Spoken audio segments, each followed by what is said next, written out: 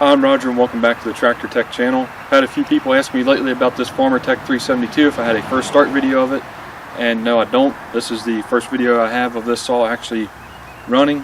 Went to shoot it a couple Saturdays ago, and when I went to edit the video I didn't have the intro for it, so I'm redoing that now. But as soon as I put the camera out, it got really windy, so it probably wouldn't have turned out too good anyways.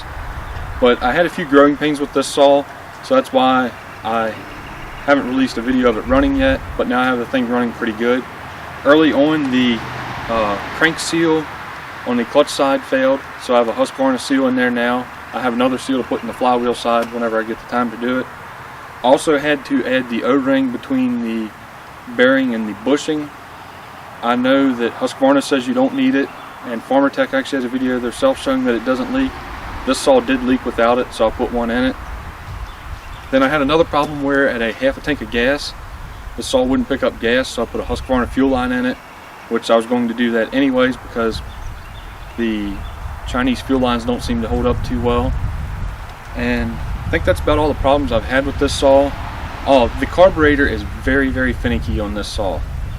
It's really hard to get it dialed in. I have it running pretty good now. It's running just a tad bit on the rich side, but I've just kind of left it there because it's running good. I'm afraid if I lean it out a little bit it might go crazy or something. It's very sensitive. Probably just need to look around and find a genuine Walbro carb for the saw to make it really run right. Then the last problem I've had with this saw is getting it started.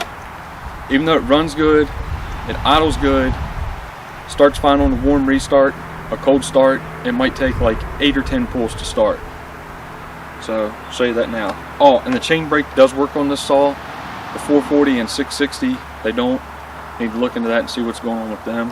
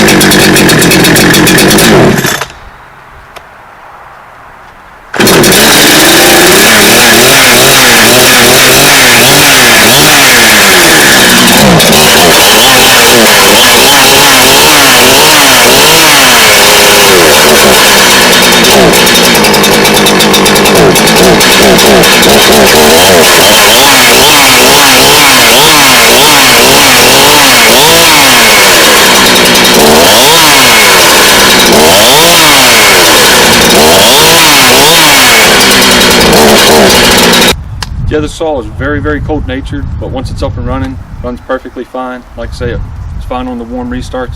There's somebody in the comments is probably going to say, oh, you have an air leak. No, I've pressure tested and vacuum tested this saw. It doesn't have an air leak. Alright, so now I'll show you how this saw cuts.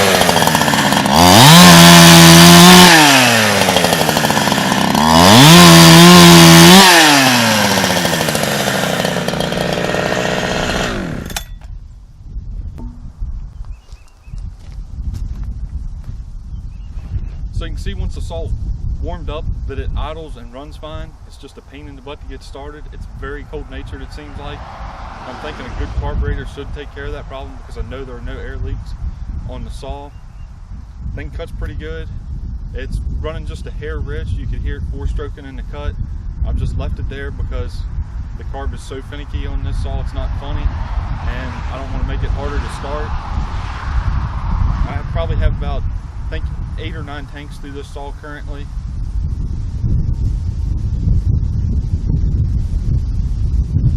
So I guess the next thing I need to do with this saw is look around and find a good carburetor. Thanks for watching this video. I hope you enjoyed it.